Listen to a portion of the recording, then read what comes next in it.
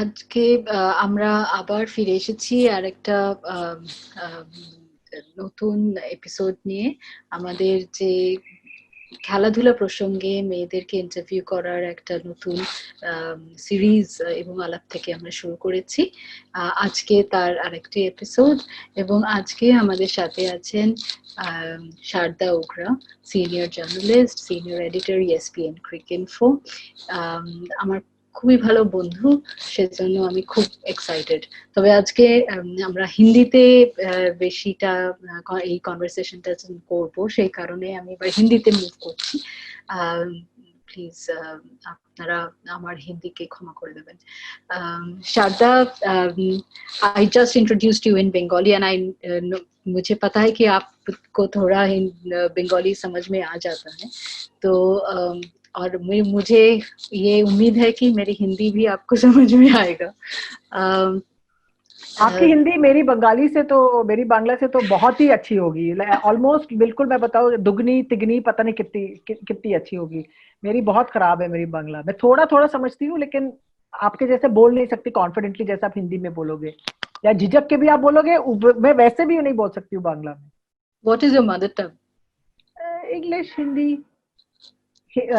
बम्बईया Hindi, whatever, Delhi वाली हिंदी, कोई भी। हाँ, कोई भी, ठीक है। तो हमारे साथ ओइशी है आज, जो कि एक यंग एक्टिविस्ट है मेरे ख्याल से। खुद कुछ फ्रेंड्स के साथ रिसेंटली एक ऑर्गेनाइजेशन भी खुला है, फास्मा बोल के।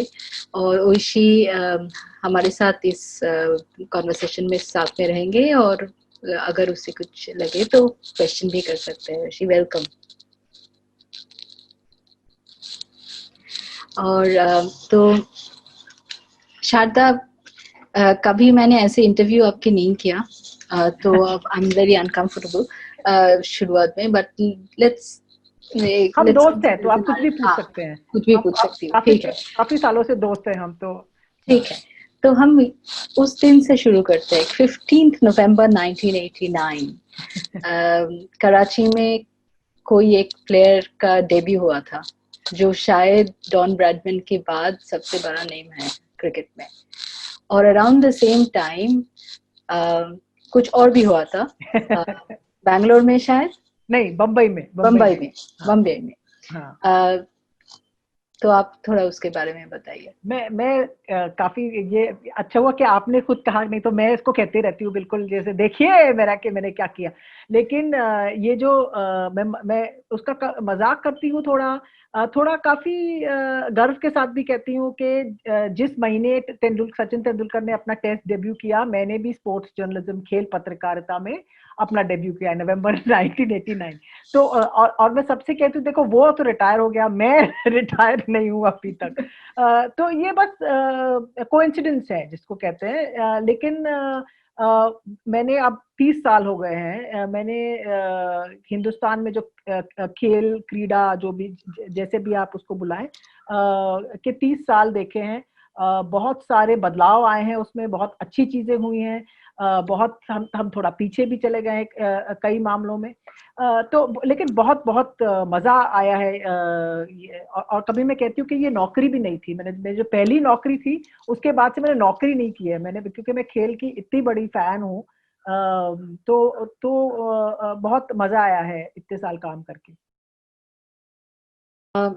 तो एक शुरुआत कैसे हुआ, स्पोर्ट्स में इंटरेस्ट कैसे?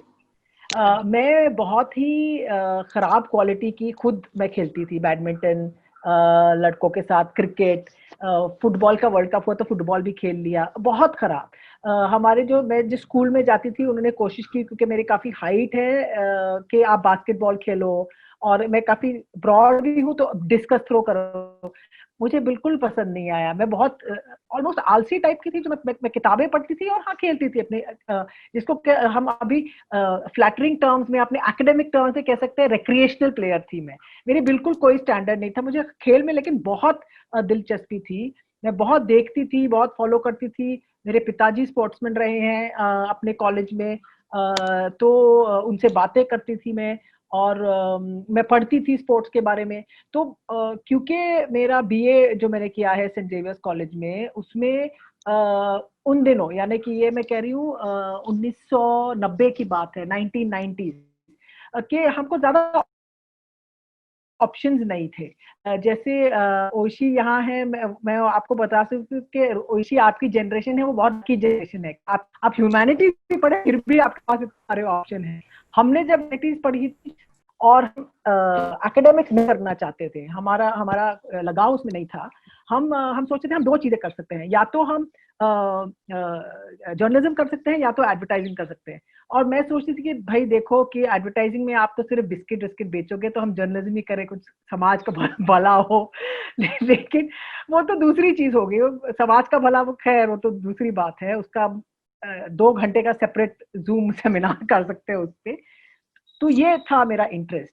और मुझे ये भी लगा कि मैं खेल के बारे में लिखूं, क्योंकि मैं पढ़ती थी बहुत, मुझे मजा आता था पढ़ने में। मैं जब देखती थी मैं सोचती हूँ मैं कैसे लिखूंगी, अगर मुझे लिखना होता तो मैं कैसे डिस्क्राइब करूंगी जो भी मैंने देखा।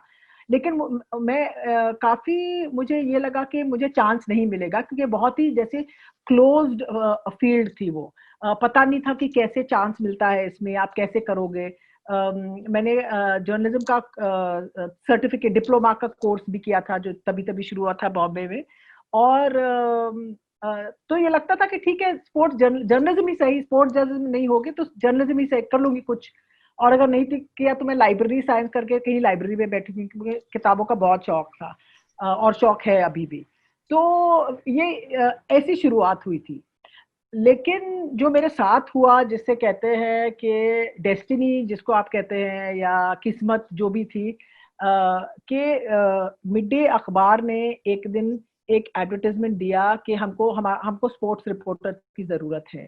उसके पहले और उसके बाद मैंने कभी कोई भी इश्तिहार नहीं देखा किसी भी अखबार में कि ये कहे कि हमको स्पोर्ट्स रिपोर्टर की जरूरत है। लेकिन वो एक इश्तिहार आया था और मैंने अप्लाई किया। और जब मैं कॉलेज में थी, मैंने अपनी दो दोस्तों के साथ हमने जाके, बहुत ही जो मशहूर क्रिकेटर्स थे उस जमाने के, जो अभी पाकिस्तान के वजीर आजम है, इमरान खान, उनसे जाके हमने इंटरव्यू किया था। वो छप गई थी एक अखबार में। और फिर उसके बाद जब थोड़ा कॉन्फिडेंस हमने गैदर किया और हमने काफी सारे प्लेयर्स के साथ इंटरव्यू की थी, तो वो था मेरे पास उनको दिखाने के लिए कि हाँ ये किया है मैंने। और उसके बाद से बस सिलसिला चलता रहा। और मिड डे में जब मैंने ज्वाइन किया था, तो मिड डे बहुत ही जैसे यंग ऑर्गेनाइजेशन थी, जवान थी, बहुत यंग लोग थे उसमें, उन्होंने सपोर्ट किया मुझे। और जो का जो वातावरण था, जो एटमोसफियर था, वो बहुत अच्छा था। हमें सिखाने के लिए, हमें ये बताने के लिए कि हमको क्या करना चाहिए, हम क्या सीखे इसमें। और स्पोर्ट्स डिपार्टमेंट में तो कोई था ही नहीं, मैं थी sports department, reporter, sub editor, editor, जो भी कहो, कैप्शन राइटर, वो मैं एक मेजर नहीं थी। काफी शायद 7-8 महीने, शायद 1 साल, मैं श्योर नहीं हूँ इसके। तो वो नहीं है, लेकिन बहुत सीखने को मिला उस टाइम। और उसके बाद से फिर कारवां गुजरता गया, वक्त बढ़ता गया, तो और काम होता गया। मुझे ये भी कहीं मैंने पढ़ा कि आपने विवियन रिचर्ड्स का भी तब अर्ली लाइफ, जब शुरुआत हुआ था जर्नलिज्म में लाइफ, तब अपने विवियन रिचर्ड्स का भी इंटरव्यू हाँ किया था। अभी हम लोग सोचते हैं तो Imran Khan, Vivian Richards, I mean the most glamorous cricketers जो थे तब। हाँ। तो कैसा लगा वो जाके? ये विवियन रिचर्ड्स का भी हमने इंटरव्यू किया था। हमने 6-7 क्रिकेटर्स का इंटरव्यू किया था, उसमें से विवियन रिचर्ड्स तो था। इमरान खान तो फर्स्ट वाले, हमारे फर्स्ट इंटरव्यू। हमने उसके बाद क्या कर सकते हो आप, how can it be better, but Vivian Richards ने भी हमसे बात की थी। और उस टाइम जो स्टार्स होते थे, आप उनसे कांटेक्ट कर सकते थे। ये हम ये कहते थे कि हम अपनी कॉलेज मैगजीन के लिए हम ये कर रहे हैं। हाँ, कॉलेज मैगजीन का तो कोई इंटरेस्ट नहीं था, करना तो था ही नहीं, हमको जाके बस देखना था, हम चांस ले लेते, हो जाएगी तो फिर छाप, कोई कोई तो छाप देगा उसको।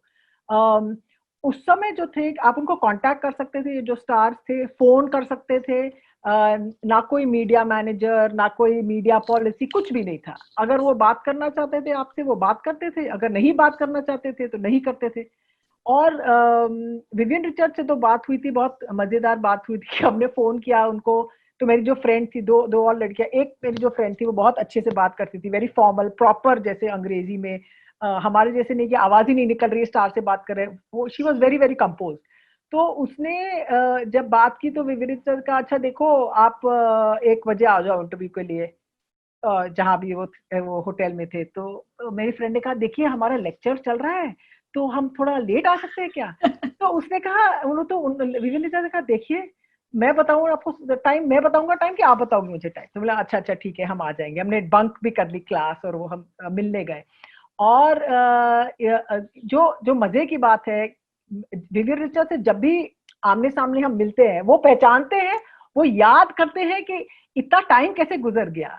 मेरा नाम शायद नहीं जानते, वो शक्ल से पहचानते हैं वो। और जब मैं प्रोफेशनली जर्नलिस्ट बन के मिली थी उनसे, तब भी उन्होंने याद किया था कि हाँ हाँ मुझे याद है। तो वो जब भी देखते मुझे तो रिकग्नाइज करते हैं। और सब जो जर्नलिस्ट होते हैं मेरे आसपास, वो कहते ये तुमको कैसे, ये तुमको कैसे जानते हैं?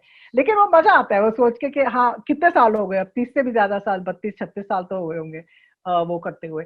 और स्टार्स का क्या था कि अगर आप उनके सामने पेश आए कि आप काम के लिए आए हो, आप तो ऑटोग्राफ मांगते हो लेकिन बिल्कुल एंड में ऑटोग्राफ मांगोगे उनसे, तो आप काम के लिए आए हो, आपने इंटरव्यू की, आपने थोड़ी होमवर्क करके आप गए हो ठीक ठाक, तो फिर वो बहुत ही प्रोफेशनली आपसे भी आपके जो सवाल हैं उनका जवाब भी देंगे। और फिर बाद में पूछते थे कि अच्छा आप तीन तीन लोग यहाँ कैसे हैं? हाँ नॉर्मली इंटरव्यू एक करने आते, 3 लोग कैसे आते? फिर हम उनको कहानी सुनाते थे कि हाँ ये हुआ था, फलाना ढमकाना जो भी था। लेकिन वो समय ही अलग था, क्रिकेट ही अलग था उस टाइम में। क्रिकेट बहुत बड़ी इंडस्ट्री नहीं बनी थी, लेकिन स्टार्स थे उनके बिल्कुल, जैसे 70s और 80s में ऑलराउंडर्स की बिल्कुल लाइन लगी हुई थी वहां। Imran, Botham, Richard Hadlee, Kapil देव।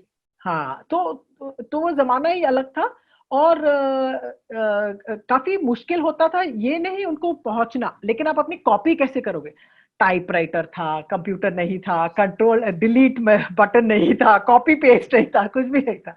लेकिन काफी मजा आया उस जमाने से सीखे। और फिर अब जैसे होता है जर्नलिज्म, या जैसे हम लिखते हैं, अब जब हम सोचते हैं कि हमने कैसे किया वो काम, हमने इतने इतने लंबा लंबा दिन होता था हमारा, क्योंकि हम कम्युनिकेट ही नहीं कर सकते। कम्युनिकेशन टेक्नोलॉजी इतनी ओल्ड फैशन थी, पुरानी जैसी थी। लेकिन बस अब है यहाँ, मजे कर रहे हैं और क्या। आपने ये सब बात करके मेरी जो याद, जो जब मैं छोटी थी कॉलेज के टाइम पे, तब वॉइसेस, एक्चुअली स्कूल में वॉइसेस बोल के स्टेट्समैन न्यूज़पेपर का एक सप्लीमेंट्री हुआ करता था। तो वॉइसेस के लिए हम इंटरव्यू करने जाते थे, एकदम 2-3 फ्रेंड्स मिलके, वॉइसेस कोऑर्डिनेटर्स सब सिमिलर एज का ही होता था। और कैंपस बोल के स्टेट्समैन का और एक सप्लीमेंट्री था जो कि कॉलेज स्टूडेंट्स, यूनिवर्सिटी स्टूडेंट्स के लिए था। तो हम वो सब न्यूज़पेपर्स के लिए, जब मैं छोटी थी मैंने भी सोचा था कि मैं जर्नलिस्ट बनूंगी। वेल मुझे मेरा स्टोरी काफी मिलती है क्योंकि मैं भी स्पोर्ट्स में थी, बैडमिंटन खेलती थी कि, लेकिन एकदम बकवास की एक प्लेयर थी। इसके आपको इसके एक दूसरे के अगेंस्ट खेलना चाहिए, मेरे ख्याल से आप जीत जाओगे। आप मेरे से काफी यंग हो। सो ये सब सिर्फ स्पोर्ट्स को इतना प्यार था स्पोर्ट्स के लिए कि कुछ स्पोर्ट्स को लेके करना था। स्पोर्ट्स खुद प्लेयर नहीं बन पाए, लेकिन स्पोर्ट्स को लेके ही जिंदगी चल रहा है। तो तब मेरे ये जो होटल के बाद आपने किया ना कि विवियन रिचर्ड्स बोला कि आप होटल आ जाओ, तो ये होटल के बाद में मुझे याद आ गई कि तब हम लोग भी जाते थे होटल में, और ये ओबेरॉय ग्रैंड कलकत्ता में, या फिर ताज बंगाल कलकत्ता में, तो वहां पे जाके आप वेट करते हो, हाउस फोन लेके कॉल करते हो, कब बुलाएंगे कब नहीं बुलाएंगे। घर हाउस फोन जरा समझा दो, जो आपके व्यूअर्स हैं उनको हाउस फोन समझा दो, क्या होता है हाउस फोन? आप बोलो। हाउस फोन ये होता है कि क्योंकि पहले तो लोगों के पास मोबाइल फोन थे नहीं, तो या तो आप होटल को फोन लगाओगे बाहर से, आपने पे फोन से आप 50 पैसे या ₹1 का कॉइन डाल के हेलो हेलो करके, और अगर खत्म हो गया ₹1 दूसरा ₹2 डालो तो कॉल कंटिन्यू होता है। हाउस फोन होता है जब आप होटल के अंदर जाके उनके इंटरनल इंटरकॉम सिस्टम में आप फोन उठा के ऑपरेटर पूछते हैं हाँ आप किससे बात करोगे, आप कौन सा रूम नंबर चाहिए, तो फिर आप बोलो हम फलाना ढमकाना इनसे बात करेंगे, इससे बात करेंगे। और क्रिकेटर्स के साथ क्या होता था, काफी 1-2 बार हुआ है, काफी बार नहीं, कि बोलते थे नहीं वो डीएनडी पे है, यानी कि डू नॉट डिस्टर्ब। तो फिर आप बाहर बैठ के वेट करो, आपके पास सिक्योरिटी गार्ड नहीं आए पूछते कि आप क्या कर रहे हो यहाँ, बैठ रहे हो यहाँ बस। या काफी टाइम लाइक ऐसे बाउंसर जैसा है, बाउंसर लंबे लंबे चौड़े, आके कि क्या कर रहे हो, बाहर जाओ यहाँ से, बहुत आते थे। एक दो बार शायद ऐसे बोल भी दिया कि आप यहाँ से चला जाओ, और हम बाहर जाके खड़े पर या वैसा होता था। और होटल में बहुत मजेदार जैसे एक्सपीरियंस भी हुआ, काफी टाइम अच्छा एक्सपीरियंस था। आई मीन सुनील गावस्कर से बात करना, इट वाज हाँ, special, I remember, and there were lots because he of didn't talk to journalists only so much. हाँ, वो जर्नलिस्ट से बात ही नहीं करते थे वो रहने दीजिए। हाँ हाँ लेकिन और एक तो ऐसे भी सिचुएशन हुआ है जब कंफर्टेबल नहीं लगा, होटल में अच्छा। रूम पे बुलाया गया और हम्म। कंफर्टेबल नहीं लगी, ऐसा कुछ एक्सपीरियंस आपको हुआ था? जब हम तीनों जाते थे तो ऐसा कुछ हुआ नहीं। एक बार मेरे ख्याल से हम न्यूजीलैंड की टीम आई थी टेस्ट सीरीज खेलने, और हम जॉन राइट का इंटरव्यू कर रहे थे। हम तीनों लड़कियां उनके साथ बैठ के बाहर लॉबी में हम इंटरव्यू कर रहे थे, और उनके टीममेट्स बाहर जा रहे थे, उनको चिढ़ा रहे थे, वो टीज कर रहे थे उनको कि अच्छा 3 लड़कियों से बात कर। तो ही गॉट एम्बेरेस्ड एंड हमको शिफ्ट करा दिया कि हम थोड़ा दूसरी जगह जाके बात करेंगे, क्योंकि ये छोड़ने वाले नहीं है मेरे टीममेट्स मुझे। तो एक बार तो ये हुआ था। जब मैंने काम करना शुरू किया तो एक बार जो हुआ था, जब अनिल कुंबले डेब्यूटांट थे और प्रेसिडेंट होटल में मैं गई थी उनसे मिलने मिड डे के उसमें, और मैंने फोन किया, मैं बोला हाँ आपने कहा था इंटरव्यू के लिए आ जाइए, मैं रूम में आ जाऊं। उन्होंने कहा अच्छा नहीं पता। अच्छा, तो जब मैं गई वहां तो उनके दूसरे रूममेट थे जो सो रहे थे। तो हम कैसे कर सकते थे इंटरव्यू, एक दूसरा जना सो रहा है बेड में, पता नहीं उनका, अच्छा मुझे पता है कौन है लेकिन नाम नहीं लूंगी उनका, वो लेटे हुए थे, सो रहे थे अपने बेड में। तो फिर हम नीचे आ गए हमने वहां की। लेकिन ऑकवर्ड ऐसे इंस्टेंसेस एक दो बार हुए होटल रूम में, नहीं कि एक प्लेयर ने कहा हाँ हाँ मैं इंटरव्यू करूंगा, ड्रेसिंग रूम में करी उसने इंटरव्यू। वो अपने लेटा हुआ था अपने पेट के ऊपर, उसकी मसाज हो रही थी, और सिर्फ तौलिया पहना था जो उसके पीछे उनके बॉटम पे होना towel, his behind was hidden by a towel। लेकिन मैंने बिल्कुल जहाँ वो जहाँ उनका फेस था, मैं उनके फेस के सामने थी, और मैं अपना माइक और क्या वो रिकॉर्डर लेके मैं बात किया। मैंने उनसे 20 मिनट 30 मिनट निकल गए वहां से। कुछ वो मुझे लगा जैसे जो होते हैं ना, आपने देखा कि बैलगाड़ी या उसमें टांगे पे वो घोड़े के पास होता है ना ब्लिंकर्स, मैं वैसे ब्लिंकर्स लगा के घूमती थी काफी टाइम के लिए। तो मुझे कोई जैसे जो कह रहा है कहो, मुझे सुनाई नहीं देता था कोई। मैं बस काम में अपने में लॉस्ट थी, और मैं वही करती थी कि चलो स्टोरी निकालो वहां से और चलो वहां से। तो वैसे हुआ था, एक दो बार हुआ है। लेकिन ऐसी कोई इंसिडेंट कि आप थोड़ा हेजिटेशन फील करे तो वो बहुत मैंने ये पता नहीं कहना चाहिए कि नहीं, मैंने युवराज सिंह के जब हम उनकी किताब के लिए हम वर्क कर रहे थे, मैंने उसके फादर के साथ जाके इंटरव्यू किया था कहीं। और हिज फादर, युवराज सिंह की father has a very great personality, and he was a very big और बहुत बड़े बहुत स्ट्रॉन्ग जैसे पर्सन है। मैं सोच रही थी, मैं उनके बहुत अच्छे से बात करते, बिल्कुल very very professionally very nicely बात कर रहे थे। लेकिन मुझे लगा कि अगर वो मुझे मार के यहाँ गाड़ देना, को मैं मिलने वाली, मेरा बॉडी नहीं मिलेगी यहाँ से वैसे लगा था मुझे पहली बार क्योंकि मैं नोएडा में कहीं एक होटल में हो रही थी इंटरव्यू वो सब। लेकिन ऐसे ये बस मेरा वहम था, कुछ वैसे वो नहीं था। But that sure presence of being of a very intimate physically intimidating person was that। And वो 2-3 साल पहले हुआ ये नहीं कि जब मैं 20 साल की थी तब बहुत बहुत नर्वस हो गई, बहुत शायद मैं बहुत नर्वस हो जाती और वो नहीं था। तो उस वक्त हमको ये भी नहीं लगा कि किसी के होटल रूम में जाके इंटरव्यू करना कोई बुरी बात है या बेवकूफी की बात है आप जाके करो। मैं कहती हूँ ना ब्लिंकर जैसे, वो आप जब आप टांगे एक घोड़े को देखेंगे ना, मुझे याद करना सब लोग कि ये हाँ ना सुन रहे ना कुछ वैसे। मैं उशी हंस रहा था हमारी बात सुन के। तो मैं पूछूंगी योशी, तुम्हें कुछ पूछना है अभी? क्योंकि ये सब एक्सपीरियंस जब भी कोई मुझे पता नहीं तुम आगे जाके क्या बनना चाहते हो, लेकिन मैं भी जब शुरुआत में जर्नलिस्ट बनने की कोशिश की थी तो मुझे भी ऐसे एक्सपीरियंस हुआ था कि मैं खड़ा हूँ एकदम से इंडियन टीम की ड्रेसिंग रूम के बाहर और किसी को कुछ बहुत कम हार्डली कुछ पहना हुआ एक दो क्रिकेटर देख के मुझे लगता था कि अब कहाँ देखूं, ओके इग्नोर ऐसा कुछ मुझे भी हुआ करता था कि फोकस ऑन योर वर्क जैसे। हमको सनग्लासेस पहनने चाहिए थे उस टाइम, है ना पहनते ना सब क्रिकेटर लोग सनग्लास, हमको लेडीज को सनग्लासेस पहनने चाहिए अराउंड ड्रेसिंग रूम। हाँ, तो ये सब देखो जो देखना है, लेकिन उनको नहीं पता है या तो कवरेज जो when we are covering men, and these men were glamorous men. We all looked up to them. एकदम से as women covering men and sort of watching them, writing about them. ये थोड़ा अलग से experience है और ये बहुत यूनिक है क्योंकि स्पोर्ट्स जर्नलिज्म में विमेन ऐसे भी इतने कम है। ओशी, तुम्हें कुछ हमारे बात सुन के कुछ लग रहा है, कुछ बोलना चाहते हो? हाँ, मेरा एक तो है ये ऑप्शन कि मैं जर्नलिज्म लेके पढ़ना चाहती हूँ। I don't know how much my mind will change, but that is always there. But मेरा एक सवाल है, तो आपने कहा था कि आपको 4.5 साल लगा था पहला प्रश्न पूछने के लिए कोई प्रेस कॉन्फ्रेंस पहली बार, क्योंकि पहली बार आए हो आप, बहुत डर लगता है, तो आपने वो करेज कैसे कब किया था पहला सवाल पूछना? ये जो पहला सवाल था, काफी ये औरतों के साथ काफी होता है कि अगर हम सवाल पूछे लोग समझेंगे कि हम बहुत ही बेवकूफ हैं, हम कुछ नहीं जानते, तो आप चुप ही रहते हो। 4 साल बाद मुझे याद है टेनिस की प्रेस कॉन्फ्रेंस थी और मैंने और बहुत ही ऑब्वियस सा सवाल था और कोई पूछ ही नहीं रहा था, तो मैं पूछना चाहती थी और कोई मुझे इंटरप्ट कर रहा था और मुझे इतना गुस्सा आया था, मैं काफी गुस्सा है, मैं काफी I used to have a very bad temper, तो मैंने उसको कहा मुझे सवाल पूछने दो और सवाल बस निकल आया, क्योंकि वो बहुत ही सिंपल सवाल था और कोई पूछ ही नहीं रहा था, या तो वो डरे हुए थे कि टेनिस का सवाल था। अच्छा, ये था 93-94 में था, 93। तो ये जो होता है कि हिम्मत कहाँ से आई, क्योंकि कोई पूछ ही नहीं रहा था, कहता दैट इज द स्टोरी, वो तो मेन कहानी है, तो वही है, कोई नहीं पूछ रहा कोई कि ऐसे क्यों हुआ, बेसिक सिंपल क्वेश्चन।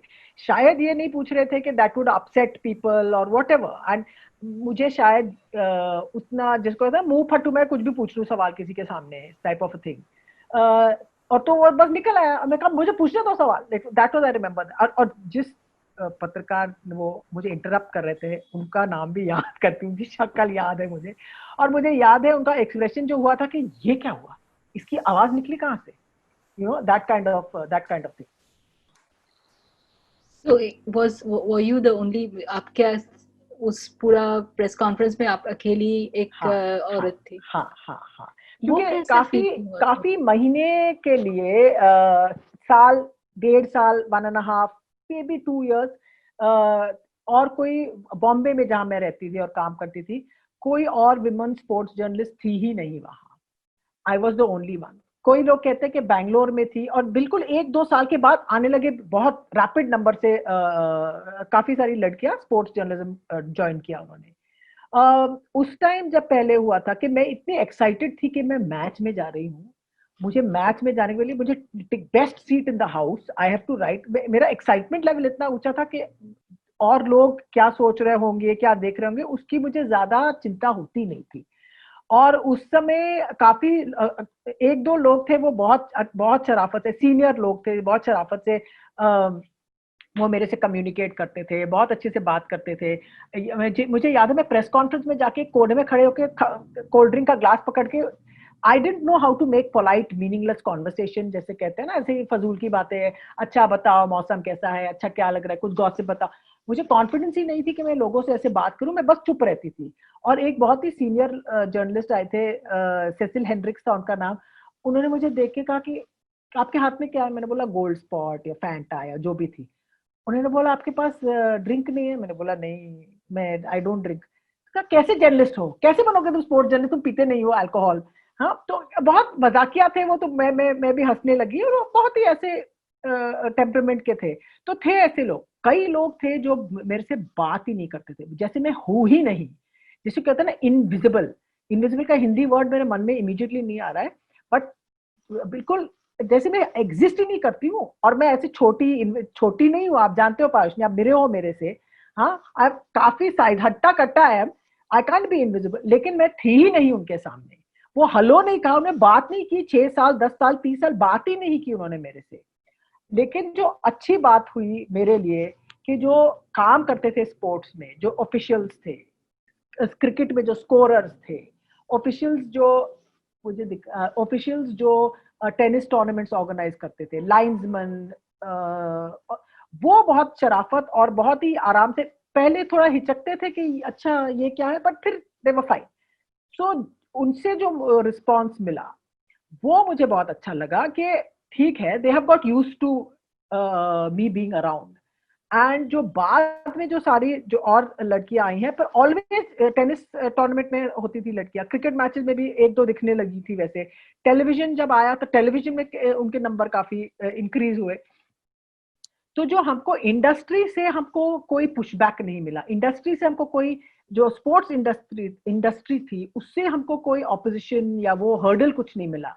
जो हमको वो मिला थोड़े स्लाइटली सीनियर जो प्रेस बॉक्स में थे लोग, जेंट्स, उनको सॉर्ट ऑफ कि आप क्या कर रहे हो, आप कुछ नहीं जानते हो, आप तो ग्रुप ही, आपको फैन, आपको तो क्रिकेटर से शादी करनी है, आप तो फैन हो उसके, that kind of thought process, group ही जिसको कहते हैं। So that was the thing कि मैं पूरे टाइम ये सोचती थी कि मैं प्रोफेशनल बन के प्रेजेंट करूं अपने आप को, कि आई am not interested in marrying whoever cricketer is there, or chasing them or having affair with them, but that was the thing. वो और जो मेरे साथ थे लोग, जो मेरी एज के लोग थे, उनसे बहुत फ्रेंडशिप्स हो गई, क्योंकि उनके प्रॉब्लम्स मेरे प्रॉब्लम सेम है। हमारे बॉस कह रहे स्टोरी कहाँ है, ये क्या स्टोरी है, बकवास स्टोरी है, जाओ दूसरी स्टोरी लाओ। उनके प्रॉब्लम्स मेरे प्रॉब्लम सेम थे, तो हम फ्रेंड्स बन गए। and they looked after you and you helped them out when you needed something. जो slightly older लोग थे, उनमें से थे 2 4 6 10 जो भी है, वो काफी रेजिस्टेंट थे कि ये क्या जानते हैं, ये कुछ नहीं जानते, ये कैसे करेंगे स्पोर्ट्स कवरेज। तो वो था। लेकिन काफी दिनों बाद मुझे कुछ, मेरे ऑफिस का एटमॉस्फेयर बहुत अच्छा था, तो मैं उनको कोई, मैं ध्यान ही नहीं देती थी उनकी तरफ। One thing you just mentioned कि ग्लास रिकैप गोल्ड स्पॉट ये काफी लोगों को शायद पता नहीं चले है। मिरांडा जैसा एक ड्रिंक गोल्ड स्पॉट। तो जो ये ड्रिंक्स नहीं करोगे तो कैसे जर्नलिस्ट बनोगे? ये जो स्पोर्ट्स जर्नलिज्म में थोड़ा एक हाइपर मैस्कुलिनिटी की बात था शायद, है ना? तो स्पेशली तब, उतना अब नहीं, क्योंकि हम काफी लड़कियां देखते हैं, specially after televised the news channels, the English, especially the English language news channels जो है इंडिया में, वहां पर हम काफी औरतों को देखते हैं कि वो स्पोर्ट्स जर्नलिज्म में जर्नलिज्म करते हैं। लेकिन जब आप ज्वाइन किए थे और ये जो एक माहौल था, वो क्या बहुत हाइपर मैस्कुलिन, जिसे कि कहें बहुत टेस्टोस्टेरोन, बहुत, क्या वो तो अभी भी है? हाँ, वो तो अभी भी है, वो तो अभी भी है, क्योंकि विराट कोहली हमारे कप्तान है, कैसे नहीं होगा ये हाइपर मैस्कुलिन एटमॉस्फेयर। नहीं, तो मोर सीरियसली वो स्पोर्ट्स जर्नलिज्म में, क्योंकि उन्होंने कोई अलग साइड देखा ही नहीं था, तो वो रहेंगे तो बॉयज क्लब के जैसे चलता था। लेकिन मेरा जो रिस्पॉन्स था, मैं प्रेस कॉन्फ्रेंस में ज्यादा जाती नहीं थी, मैं उनके साथ सोशलाइज नहीं करती थी एट ऑल, कि हम बाहर जाके अब अच्छा, और लोगों को ये बहुत अजीब लगेगा कि उस टाइम ऐसे पब्स वब नहीं होते थे जहाँ लड़कियां चली जाएं, जो होते थे वो तो ठेके होते थे, serious drinkers would come there, तो आप बार में जा ही नहीं सकते थे, there was no question, and I wasn't a drinker at the time, and तो I used to not socialise with them, क्योंकि मैं अपने फ्रेंड्स के साथ सोशलाइज करती थी, मैं जिनको जानती थी उनके साथ करती थी, work was work and friends were friends, and वो अलग बहुत डिवीजन रहा काफी टाइम तक, जब तक अब तो बहुत अलग। मैं अब सोच रही थी कि आज का जो ऑफिस का कल्चर है कि you socialize with your colleagues also, उस टाइम मैं बिल्कुल नहीं करती थी, it was very very separate. Hindu newspaper जब मैंने ज्वाइन किया, तब एक दो मेरी फ्रेंड्स मुझे वहां मिली, विमेन जर्नलिस्ट, जिनसे मैं बहुत फ्रेंडली, अभी तक हमारी फ्रेंडशिप है। तो मुझे उस हाइपर मैस्कुलिन वर्ल्ड में बिलोंग करने का कोई जैसे अरमान ही नहीं था। I did not want to be one of the boys. और ये मुझे लगता है कि जो भी वुमेन ज्वाइन करती है स्पोर्ट्स जर्नलिज्म में, स्पोर्ट एटलीस्ट जिसमें मैंने काम किया है, ये बहुत मुश्किल हो सकती है कि I you forget it and you want to be one of the boys. Now I did not want to be one of the boys at all, even though people said that I was a tomboy to be doing something like this, but I just did not want to be, क्योंकि मुझे काफी, मेरी जो दोस्तियां थी वो बहुत पुरानी थी, बहुत सॉलिड फ्रेंडशिप्स में हॉस्टल में मैंने रह के काम किया था, women's hostel, working women's hostel में, तो वहाँ फ्रेंडशिप्स थी बहुत सारी। तो मुझे उस हाइपर मैस्कुलिन वर्ल्ड में बिलोंग करने का कोई अरमान नहीं था, नंबर 1। और नंबर 2, शायद अब जब मैं देखती हूँ कि शायद जो कवरेज थी may have been a lot like what they were doing, उनके उसी पैटर्न की कवरेज होगी शायद। और जब आप थोड़ा ज्यादा एक्सपीरियंस्ड होते हो, ज्यादा आपको पता चलता है कि हाँ कैसे लिखो, क्या लिखो, जब जिसको हम कहते हैं अंग्रेजी में when you find your voice as a journalist, then you फिर आप ऐसे लिखते हो कि हाँ I don't have to write to fit into a whole narrative, जो भी सब लोग और कह रहे हैं मुझे वैसा नहीं लिखना है, जो मुझे लिखना मैं लिख दूंगी। और मुझे चांस मिला वो करने के लिए। काफी लोग होंगे जिनको शायद ये चांस नहीं मिले, तो मैं बहुत लकी हूँ।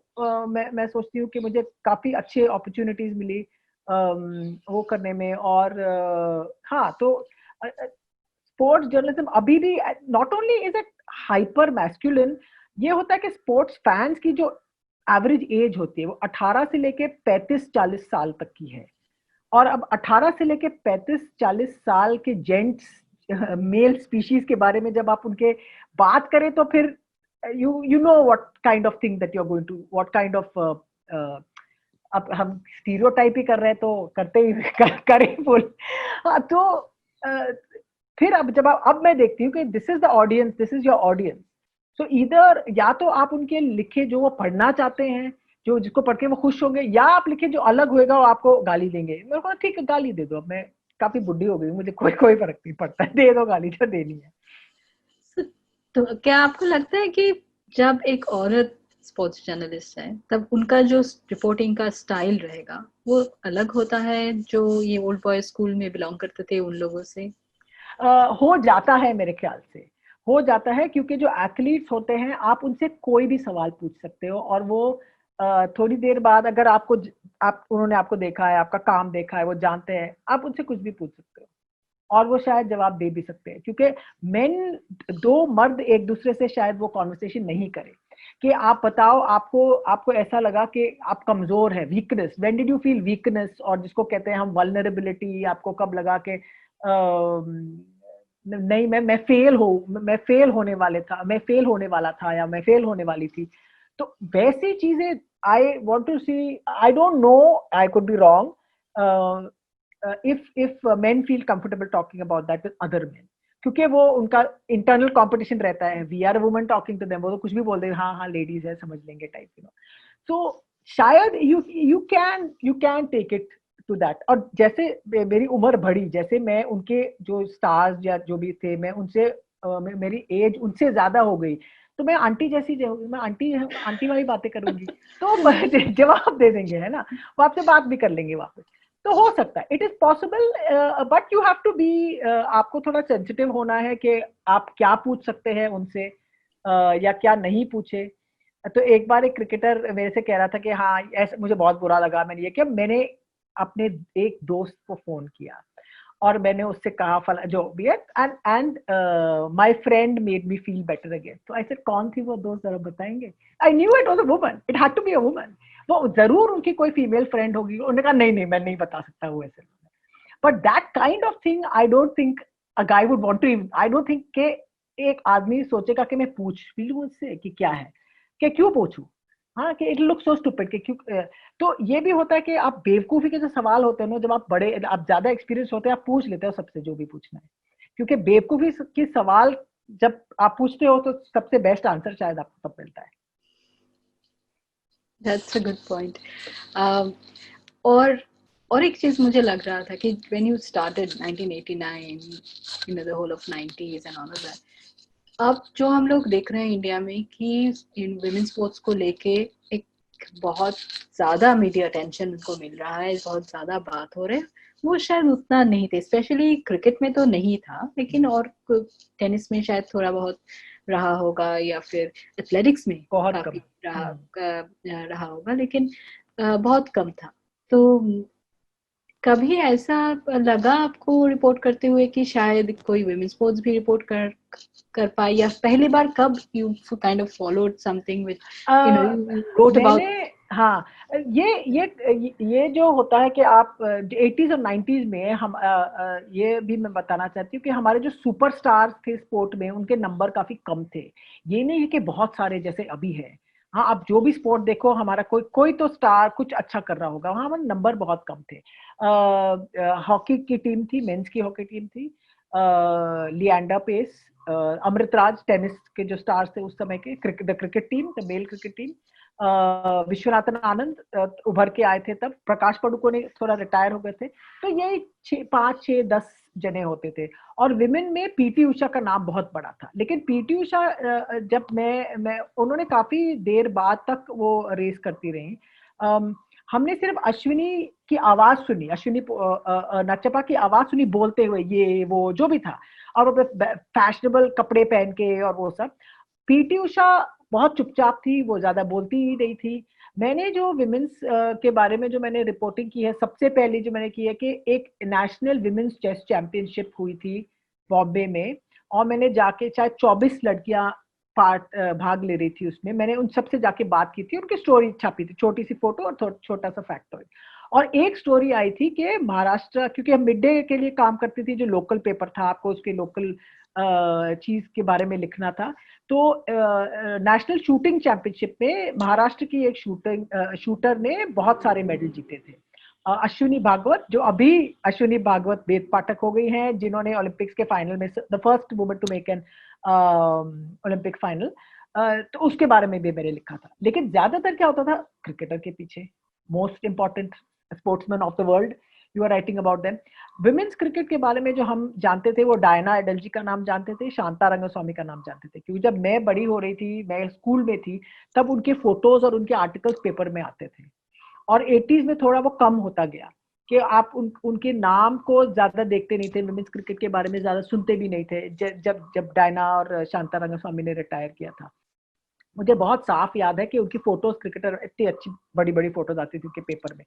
लेकिन उसके बाद जब पूरा टेलीविजन आया और केबल टेलीविजन आया, तो the women's game got swept aside almost.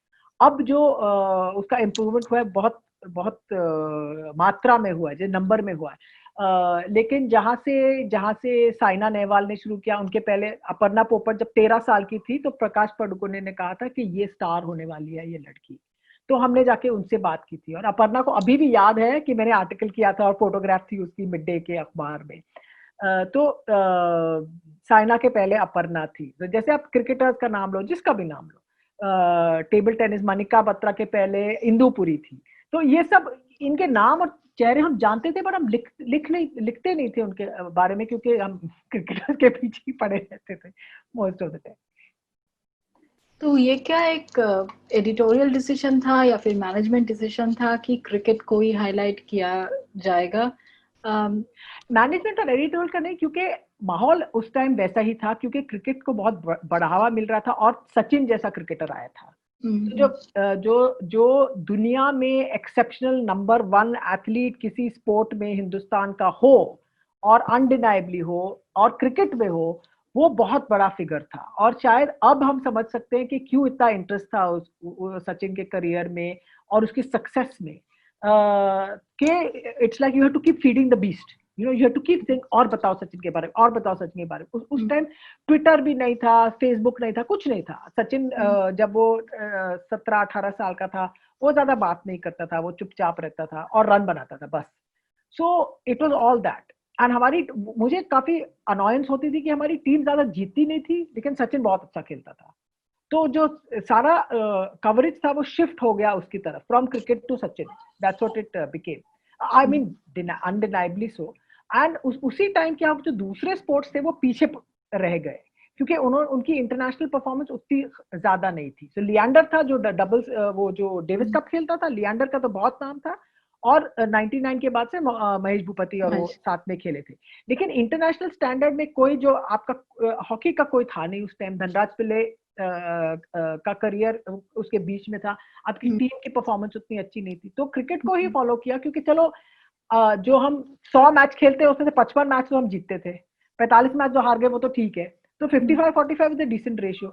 Hockey का गुड न्यूज नहीं आता था हमको, you know, the feel good information that comes out, which again वो जैसा आप कह रहे थे कि hyper masculine environment of celebration and all that kind of things. That cricket fed into that rather than any other sport, barring tennis at the time, and Vishwanathan Anand, of course. Around this time also I feel women's weightlifting was doing well, but obviously media attention उतना नहीं मिला. जो मुझे याद है कुंजरानी देवी का वो Commonwealth games का it made the headlines for everywhere. पर फिर भी और जो विमेन वेटलिफ्टिंग, विमेन कुंजरानी देवी हम जानते थे, और फिर बरेश्वरी की जो परफॉर्मेंस जो 2000 में जो मैंने देखा उस वक्त की जो हमारी एडवांटेज थी, जिसको कहते हैं ना फर्स्ट मूवर एडवांटेज, हमने उसको गवा दिया. क्योंकि अब मीराबाई चानू आई है, क्योंकि उस साल में जो हम कर सकते थे, जैसे विमेन्स बॉक्सिंग ने काफी किया है. जब मैरी कॉम के बाद जब थोड़ा इंटरेस्ट आया बड़ा, तो सरिता और एक के बाद एक और नाम आते गए, बहुत यंग बॉक्सर्स अभी आई, तो विमेन्स बॉक्सिंग ने थोड़ा तो कुछ किया है. वेटलिफ्टिंग तो बिल्कुल जैसे पिछड़ गया पीछे after having advantage and starting out. और वेटलिफ्टिंग जो मुझे फेडरेशन की बात यहाँ नहीं करनी, क्योंकि फिर मैं बंद ही नहीं करूंगी 4 घंटे के लिए. तो लेकिन आप जानती हैं उनके क्या स्टोरीज है, वो क्या परफॉर्मेंस होती है. तो वो बहुत बड़ा और उसके कंपैरिजन में क्रिकेट, उनके एडमिनिस्ट्रेटर ये नहीं कहते वो साधु और संत थे, वो बहुत स्मार्ट बिजनेसमैन थे, और उनको पता था कि अपने गेम को कैसे बढ़ावा दे. आप डालमिया जी के बारे में बात कर रहे हैं? नहीं, सारे के सारे जो थे. जो डालमिया जी के बारे में बात करते हुए मैं किसी से कह रही थी, आप जो भी लिखो डालमिया जी के बारे में, उन्हें कुछ फर्क नहीं पड़ता था. वो गुस्सा नहीं होते थे, वो खुश नहीं होते थे. आपसे नेक्स्ट टाइम जब मिले सेम मिलते थे, वो फोन करो, वो फोन उठा के बात करते थे आपसे, जो भी था. उनको वो पर्सनल उनका वो था नहीं. वो जैसे होता है ना कि पुराने स्टाइल के परिवार के जो होते हैं, वो ताऊ जी जैसे टॉप पर्सन के, हाँ ये बच्चे तो चलाते रहेंगे, क्या है, ठीक है. और मैं किसी से कह रही थी कि डालमिया जी और जो मिस्टर बिंद्रा, उनका जो क्रिकेट और रिपोर्टर्स के साथ जो सेंटिमेंट था, वो था कि हम सब लोग एक साथ एक स्पोर्ट में शामिल हैं. अब वो नहीं है. अब है कि हम हैं रिपोर्टर और हम हैं टीम, और हमको बनाना आता है मिलियंस ऑफ डॉलर्स, आप क्या है वो फालतू लोग. वैसा अब हो गया है. तुम जो ये मुझे लग रहा था कि आपने तो बहुत सारे इंटरव्यूज किए होंगे, क्रिकेटर्स तो बहुत सारे, लेकिन और भी स्पोर्ट्स से. ऐसा कोई पर्टिकुलर पर्सन है जिसको एकदम पसंद नहीं आया, या फिर ऐसा कोई है जिसको आप वापस जाके फिर से कभी भी इंटरव्यू करना चाहोगे? नहीं, ये नहीं कि मुझे कोई भी पसंद नहीं आया. एक मैंने कहा था, मैं उनका नाम नहीं लेना चाहती. क्यों? सिंपली क्यों नहीं? बहुत बड़े स्टार थे वो. नहीं, और वो बहुत ऐसे होता है. हाँ, क्यों नहीं, मैं आपको बता दूंगी बाद में. हाँ, बहुत बड़े स्टार थे, हिंदुस्तान के नहीं थे वो. बहुत बड़े स्टार थे, और बहुत बड़ा जमघट जैसे था कि प्रेस मीडिया ब्रीफिंग थी, और मैं उनको सवाल पूछ रही हूँ, और जैसे वो झटक रहे थे सवाल, हंस रहे, one word answer, stupid answer. तो बहुत इरिटेट. और वो बहुत ही गजब के बैट्समैन है, वो गजब, मैं बता नहीं सकती. लेकिन ऐसे पेश आ रहे थे. मैंने कहा, भैया मैं आपसे सवाल पूछ रही हूँ, जो और कुछ नहीं चाहिए, आप जोक मत करो, आंसर दो मेरा. और जिनसे मैं ज्यादा बात करना चाहती हूँ, एक तो मैं भूल गई थी, किसी ने और मुझसे पूछा था, जो मैंने नासिर हुसैन के साथ एक इंटरव्यू कर दी थी ऑन कैप्टनसी.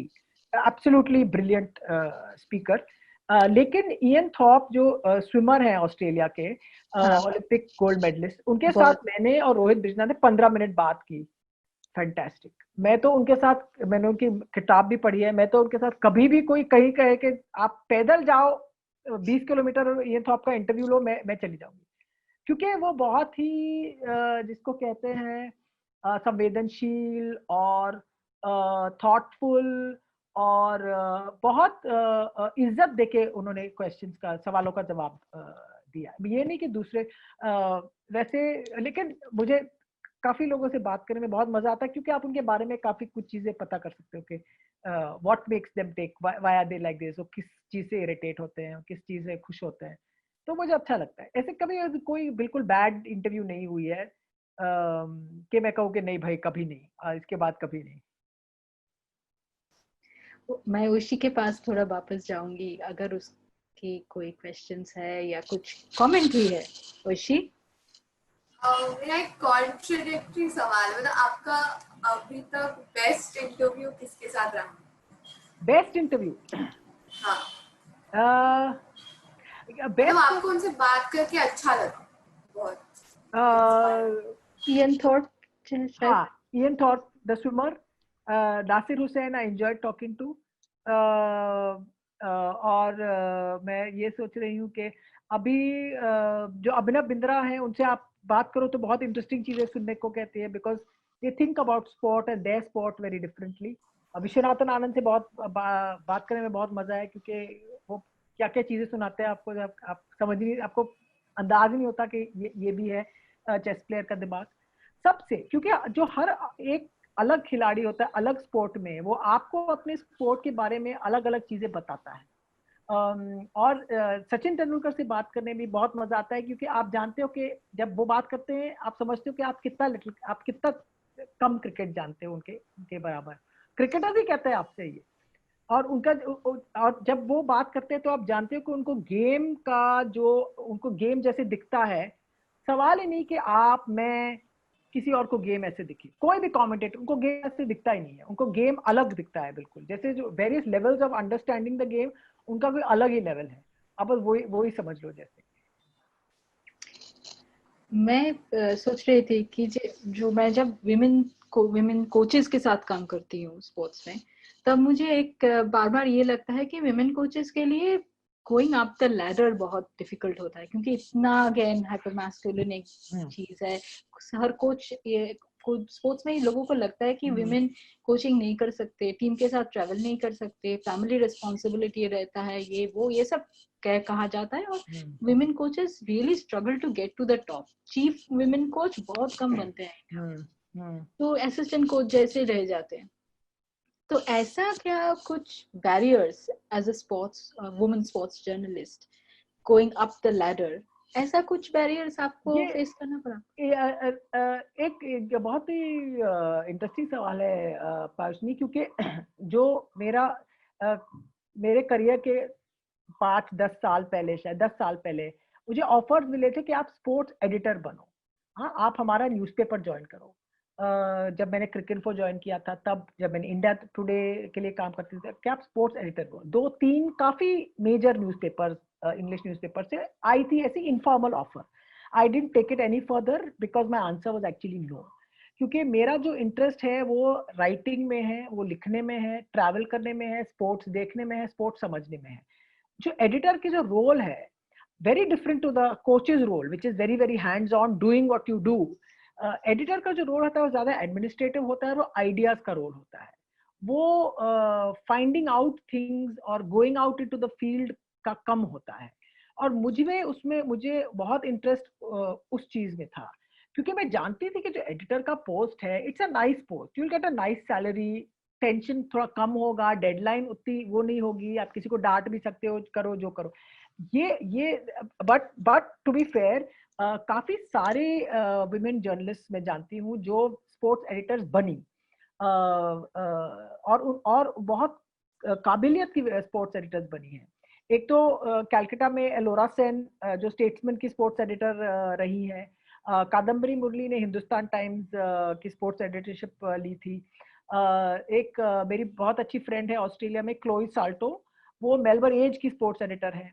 और जो कहा गया है विमेन जर्नलिस्ट के बारे में या स्पोर्ट्स जर्नलिस्ट के बारे में, इसके ये जो रोल होता है, इस रोल में आपका जो बिल्कुल सेंस ऑफ बैलेंस, पर्सपेक्टिव, वो जो सब चीजें हैं, वो विमेन जो होती हैं वो ज्यादा अच्छे से ये रोल कर पाती हैं। डेस्क में, कॉपी डेस्क में बैठ के वो बहुत ही, वो ऐसे इर्द गिर्द उनका दिमाग नहीं जाता है, वो जो करना होता है वो फोकस से करती है।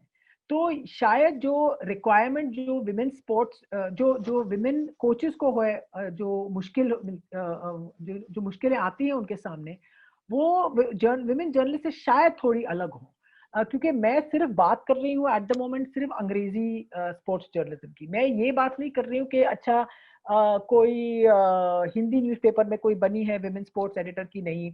मैं जानती हूँ कि जो पीटीआई दिल्ली में जो है इंचार्ज स्पोर्ट्स की, वो एक वुमेन जर्नलिस्ट है। और मैंने एक बार ऐसी मजाक में मैंने सोचा कि मैं ये पता करूं कि कितने विमेन स्पोर्ट्स जर्नलिस्ट हैं इंडिया में जो टेलीविजन में नहीं काम करती हैं, जो प्रिंट में काम करती हैं, या तो डिजिटल या तो न्यूज़पेपर्स मैगजीन जो लिखती हैं, who are not audio visual people. तो मैंने ऐसे ही सवाल पूछा, तो जो हमारा sports journalist federation of India है, उन्होंने कहा, जो उनके इंचार्ज थे, उन्होंने कहा शायद 25-30 होंगी। तो मैंने मैसेज भेजा अपने दोस्तों के नाम बताइए कितने होंगे। तो जब मैंने टैली की पूरी, तो द नंबर वाज 60। और मुझे बहुत अच्छा लगा ये सुन के, 60 से भी ज्यादा होंगी जिनको हम जानते नहीं है। 60 लोगों के नाम, ईमेल मुझे मिले कि हाँ ये भी है, ये भी है, ये फ्रीलांस है, ये डेस्क में काम करती है, ये इस लैंग्वेज में लिखती है, इनका रोल क्या है। But they are 60 women. अंग्रेजी का जो न्यूज़पेपर्स हैं उसमें at least one woman will be there on in the sports desk. वो बंद हो गया कि अरे ये कैसे हो सकता है, ये औरत कैसे आ गई, इसको कुछ नहीं पता स्पोर्ट्स के बारे में। दैट वो जो डिस्कशन है वो थोड़ा बदल गया है काफी। So it is there, but आपको थोड़ा, जब आप बनते हो ना स्पोर्ट्स रिपोर्टर, थोड़ा जैसे थिक स्किन जिसको कहते हैं ना, वो भैंस की खाल, हाँ वो वैसा आपको होना चाहिए कि लोग क्या सोचते हैं मेरे बारे में, उसको आप कोई वो नहीं करना चाहिए। लेकिन हाँ, ऑब्स्टिकल्स तो जरूर होंगी for women in any profession. And जो कोचिंग का आप बता रही हो, बहुत ही इंटरेस्टिंग पॉइंट है, क्योंकि मुझे ये सुनने को मिला कि जो विमेन्स हॉकी टीम है, they are happy to have a psychologist. Men के पास वो साइकोलॉजिस्ट में इंटरेस्ट नहीं लेते हैं। हाँ, तो ये, और मैं ये सोचती हूँ, जो दीप दास गुप्ता है जो इंडिया के लिए खेले थे, he had a woman coach when he was growing up in Delhi, but that number is less. Hopefully अब बदलेगा, सब अच्छे अच्छे दिन आएंगे और शायद विमेन कोचेस के लिए कुछ अच्छा होगा कि ऐसा उनको चांस मिले। शूटिंग में काफी सारे विमेन कोच हैं जो सीनियर फॉर्मर शूटर्स थे अपने आप में, अंजलि हो, सुमा हो, दीपाली देशपांडे हो, वो अब बन गए हैं कोचेस। लेकिन जो शायद हाइपर मैस्कुलिन स्पोर्ट्स में थोड़ा टाइम लगेगा मेरे ख्याल से। Yeah, I think it's also about वो जो स्पोर्ट्स का कल्चर है, उस कल्चर को shooting is very different and it consist of people from a different section as well. तो कुछ अलग है शायद। मुझे जो लग रहा था, आपने अभी कहा कि 60 पीपल, आपको ही ईमेल में मिल गया कि 60 people, so the number of women journalist are not as few as हम सोचते हैं, उतना कम नहीं है जितना हम सोचते हैं। और ये सिर्फ प्रिंट, मैं टेलीविजन की बात ही नहीं कर रही हूँ, तो टीवी में जितने हैं वो तो जितने होंगे वो। हाँ, तो इसका कोई इन्फ्लुएंस जो रिपोर्टिंग है, जैसे कि अगर हम लोग क्वांटिटी ऑफ वुमेन स्पोर्ट्स देखते हैं न्यूज़पेपर में कि कितना वुमेन स्पोर्ट्स, या फिर जो स्टाइल है कैसे लिखा जाता है, जैसे कि अगर आप कोई वुमेन क्रिकेटर को बोलो कि ये वुमेन्स क्रिकेट का सचिन तेंदुलकर है, ऐसा कभी हम लोग पढ़ते हैं लेकिन अप्रिशिएट नहीं करते हैं, क्योंकि एक प्लेयर को अपनी खुद का एक पहचान होना चाहिए, उसको कोई मेल प्लेयर के नाम से बुलाना नहीं चाहिए। तो ये सब जो स्टाइल ऑफ रिपोर्टिंग होते हैं मीडिया में, ये आपको लगता है क्या कि कम होता जा रहा है क्योंकि ज्यादा विमेन है, या फिर वो दैट डजंट मैटर? शायद दैट डजंट मैटर, क्योंकि वो जो हर इंडिविजुअल की बात है कि वो क्या देखना चाहता है अपने करियर में, क्या करना चाहता है। या तो आप ये क्रिकेट की जो बड़ा, जो इसका इकोसिस्टम है, जो इसका बड़ा सर्कस जो चलता है उसका, आप उसमें शामिल होना चाहते हो, तो there is some kind of coverage that may be is required and you want to do it and you enjoy it 5-6-10 साल के लिए, आप मजा आ रहा है आपको करने में, तो आप कर रहे हो। या तो आप दूसरी चीजें सोचने की करें। मुझे मुझे क्या इंटरेस्टिंग लगा कि काफी सारे जो लड़कियां हैं, जो लड़कियां, औरतें, विमेन स्पोर्ट्स जर्नलिस्ट हैं, फुटबॉल की कवरेज भी हो रही है काफी ज्यादा, उनके अपने हिसाब से वो कर रही हैं, या तो अपने पॉडकास्ट कर रही हैं, या तो अपने ब्लॉग्स कर रही हैं, तो वो हो रहा है। तो उनकी आवाज या जो उनकी आइडेंटिटी है वो छुपा नहीं रही है कि हाँ we are not women, we are reporting like men. That like men reporting, I think वो उसका तो बिल्कुल चेंज हो गया है। जैसे 1990s में जैसे होता था, स्पोर्ट्स जर्नलिज्म पूरा बदल गया है। So maybe the men have to also not report like men, they have to report like people, human beings.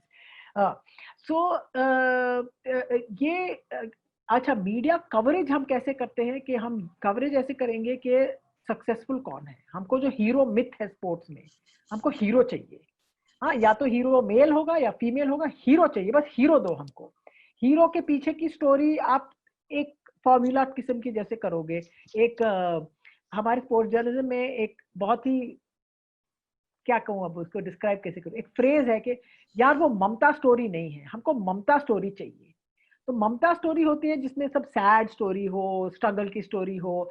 अब हमारे जो इंडिया के जो एथलीट्स हैं, आप जानते हो पार्शनी, सारों की स्टोरी स्ट्रगल की स्टोरी होती है। सारों की स्टोरी वो भिड़ते रहते हैं सिस्टम के अगेंस्ट या ऑफिशियल्स के अगेंस्ट या रूल्स के अगेंस्ट। मेन विमेन का तो डबल हो जाता है, into 2, क्योंकि वो औरतें हैं टू स्टार्ट विद।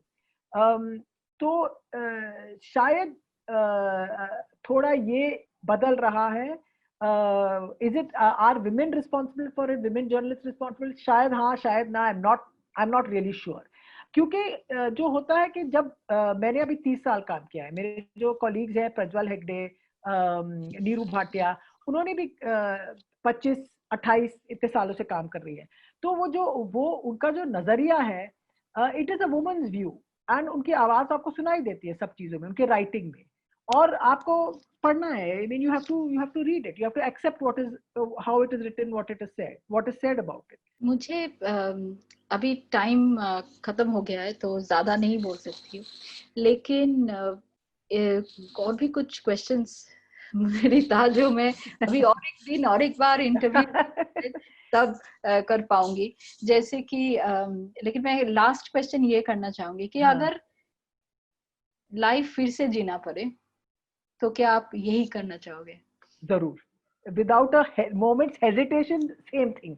हाँ, सब भी गलतियां जो की है वो ही गलतियां करो, but 100% the same thing all over again.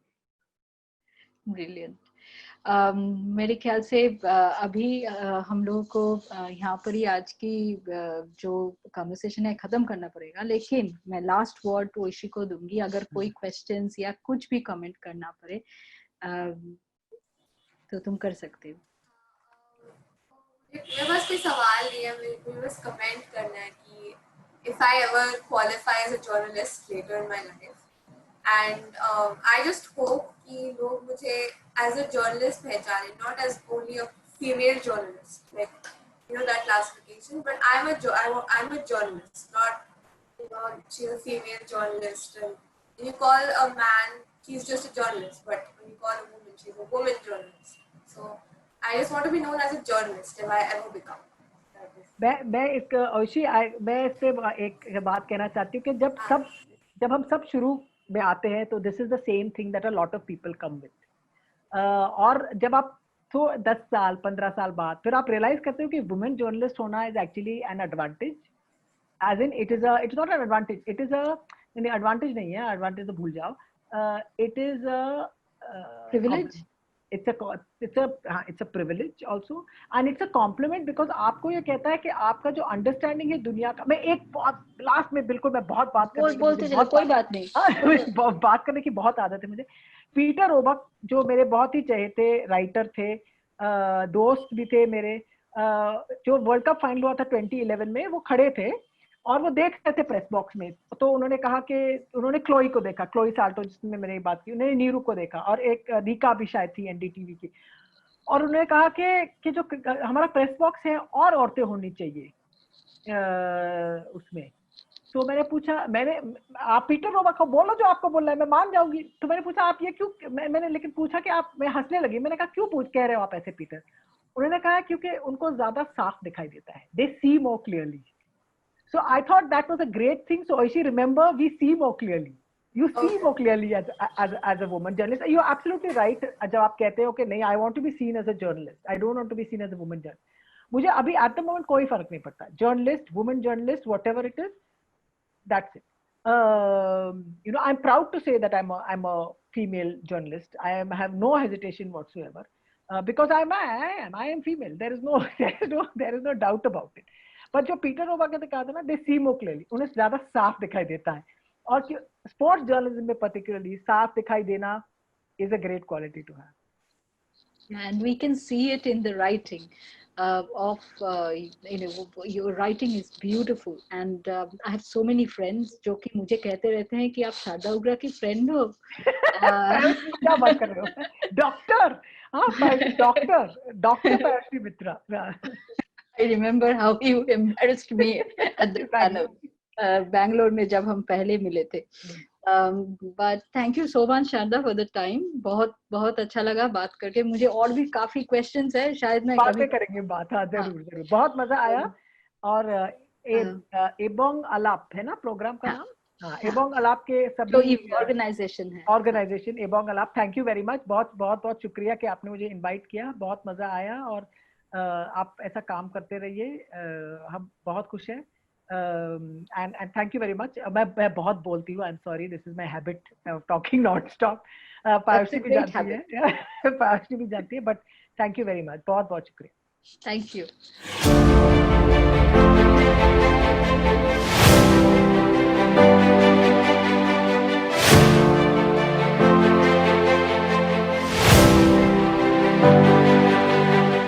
আমাদের আড্ডায় আমাদের সঙ্গে থাকবে একজন তরুণ বা তরুণী খেলোয়াড়, এবং তোমরা যারা আমাদের আড্ডা শুনছো তাদেরকে আমি রিকোয়েস্ট করব যে আমাদের এই অ্যাড্রেসে write.to.ebongalap@gmail.com এই অ্যাড্রেসে চিঠি লেখো, এবং তোমাদের মধ্যে থেকে একজনকে আমরা বেছে নেব আমাদের এক এক দিনের এপিসোডের জন্য।